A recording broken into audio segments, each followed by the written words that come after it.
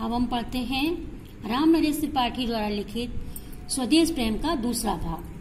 तुम तो हे प्रिय बंधु स्वर्ग सी, सुखद सकल विभाओं की आकर, धरा शिरोमणि मातृभूमि में धन्य हुए हो जीवन पाकर।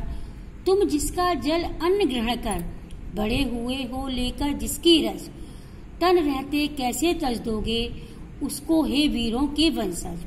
अब यहाँ पर इसका संदर्भ है, यह हमारी पाठ्य पुस्तक हिंदी से उद्धृत है और यह राम नरेश त्रिपाठी द्वारा लिखित स्वप्न से लिया गया है।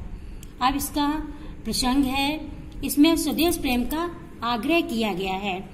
यहाँ पर कवि कहता है कि कोई विश्वत रेखा का वासी हो या ध्रुववासी हो, उसमें जन्मभूमि से प्यार होता है। वे बंधु, तुम्हें तो पृथ्वी का वह भाग मिला है जिसमें अच्छा खंड कोई नहीं। वास्तव में तुम धन्य हो, क्योंकि तुमने उस मातृभूमि पर जीवन पाया है जो समस्त पृथ्वी में सबको सर्वोच्च मानी जाती है। यह भारत नाम की मातृभूमि सुख देने वाली है तथा समस्त ऐश्वर्यों की खान है।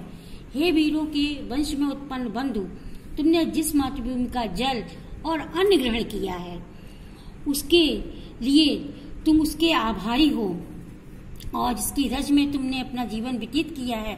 यह कैसे संभव हो सकता है कि शरीर रहते तुम उस मातृभूमि को त्याग दो। अर्थात हमें उसका आभार मानना चाहिए कि हम उसमें रह करके बड़े हुए, इसलिए हमें उसको नहीं त्याग सकते हैं। इसका काव्यगत सौंदर्य है। इन पंक्तियों में मातृभूमि के प्रति ममत्व की भावना का प्रस्तुतिकरण किया गया है।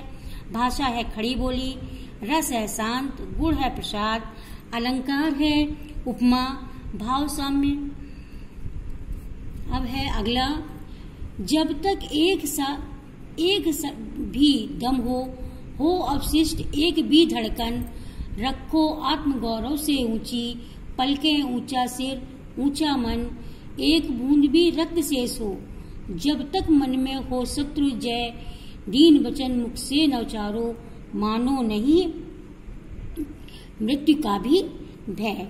यहाँ पर कवि ने स्वाभिमान की शिक्षा देते हुए त्रिपाठी जी कहते हैं कि हे मातृभूमि से अनुराग रखने वाले बंधु, तुम जब तक तुम में एक भी श्वास शेष है, तब तक तुम्हारे शरीर में एक भी स्पंदन बाकी है, तब तक तुम कभी भी अवसाद और दीनता का जीवन नहीं जियो। आत्मगौरव और आत्मसम्मान का पालन करो। आत्मगौरव से आंखें, सिर और मन ऊंचा रखो। शत्रुओं को जीतने वाले, जब तक शरीर में एक भी बूंद बची रहे तब तक तुम्हें उन दीनतापूर्ण शब्दों का उच्चारण मत करो। यदि कोई मृत्यु का डर भी दिखता हो तो डरो मत। यह तो जीवन है, जो पैदा होता है मर जाता है, और जो मर गया वह पुनर्जन्म होता है। यानी व्यक्ति शरीर मरता है, न कि आत्मा। आत्मा तो अजर अमर है। इसलिए यहाँ पर उन्होंने कहा शरीर का मोह मत करो। यहाँ काव्यगत सौंदर्य है, स्वाभिमान का प्रभावपूर्ण उपदेश दिया गया है। सत्यम शिवम सुंदरम का आधारित स्वरूप भी यही है। भाषा है खड़ी बोली, रस है वीर, गुण है प्रसाद, अलंकार है उपमा तथा अनुप्रास। अगला है, निर्भय स्वागत करो मृत्यु का, मृत्यु एक विश्राम स्थल, जीव जहाँ से फिर चलता है, धारण कर नव जीवन संबल। मृत्यु एक सरिता है जिसमें समसे कातर जीव नहाकर, फिर नूतन धारण करता है काया रूपी वस्त्र बहाकर। बहुत सुंदर वर्णन यहाँ पर किया गया है। कवि देशवासियों को उद्बोधित करते हुए कहता है कि हमें देश के लिए सर्वस्व न्यौछावर कर देना चाहिए। यह शरीर क्षणभंगुर है, अतः शरीर का मोह व्यर्थ है। जैसे हमने ऊपर बताया था कि शरीर का अंत होता है, न कि आत्मा का। हे भारत के वीर युग को, तुम निडर होकर मृत्यु का स्वागत करो। तुम मृत्यु से डरो नहीं। मृत्यु तो एक स्थान है जहाँ पर मनुष्य अपनी जीवन भर की सारी थकान को दूर करके आराम प्राप्त करता है। मृत्यु एकमात्र वह स्थान है जहाँ से मानव अपने पुराने शरीर को त्याग कर नए जीवन का आधार ग्रहण करता है। मृत्यु तो एक ऐसी नदी है जिसमें स्नान करके मानव अपने जीवन भर के परिश्रम और थकान को त्याग देता है तथा उत्साह और उल्लास का अनुभव करता है। वह अपने पुराने वस्त्रों रूपी शरीर को त्याग कर नवीन वस्त्रों के समान नवीन शरीर को धारण कर लेता है। इसलिए हमें निर्भीकता और उल्लास के साथ मृत्यु का स्वागत करना चाहिए। काव्यगत सौंदर्य है।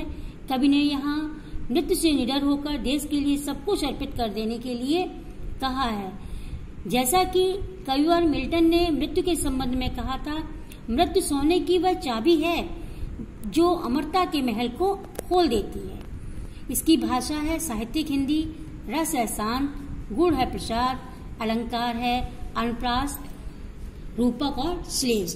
अगला, सच्चा प्रेम वही है जिसकी तृप्ति आत्मबल पर हो निर्भर, त्याग बिना निष्प्राण प्रेम है, करो प्रेम पर प्राण निछावर। देश प्रेम वह पूर्ण क्षेत्र है, अमल असीम त्याग से विलसित, आत्मा के विकास में जिसमें मनुष्यता होती है विकसित। यहाँ पर कवि का कथन है कि देश प्रेम के लिए त्याग और बलिदान की भावना आवश्यक है। वास्तविक प्रेम वही कहलाता है जिसकी परिणति आत्म त्याग में होती है, अर्थात सच्चा प्रेम आत्म त्याग पर निर्भर करता है। इस सच्चे प्रेम के लिए यदि हमें अपने प्राणों का भी बलिदान करना पड़े तो हमें प्रसन्नता पूर्वक त्याग कर देना चाहिए, क्योंकि बिना त्याग के प्रेम प्राणहीन होता है।